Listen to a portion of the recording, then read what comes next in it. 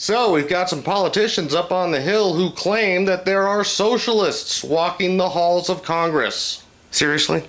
You know, Joe McCarthy tried something along those lines, and I don't recall it working out too well for him. Do these people even know what socialism is?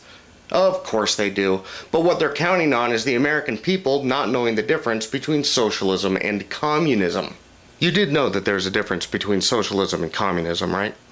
I think the problem is that these politicians are under the impression that the US free market operates under the rules of laissez-faire capitalism, which, by the way, is a purely academic concept. Basically, it's a free market that operates with zero government influence.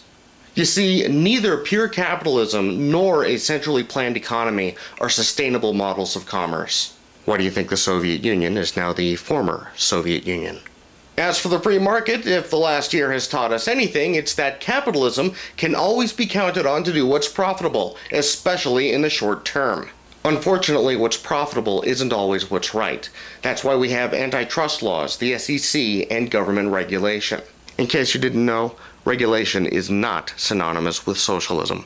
Of course, capitalists and Republicans don't like regulation. Regulation hurts our profit margins.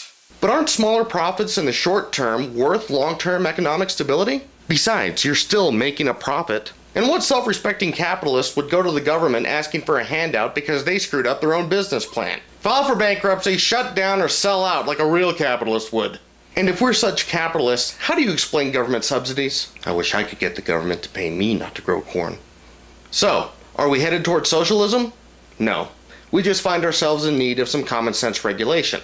We still live in a free market. It's just not 100% free, and never has been.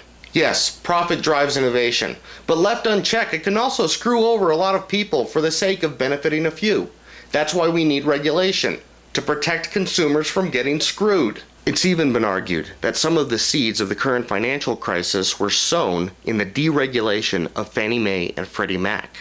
A free market without government regulation will burn itself out, or give us an endless cycle of booms and busts, bubbles and bursts. Not to mention creating a socio-economic environment where so much wealth is owned by so few that the middle class all but disappears, leaving the rest of the nation in relative poverty.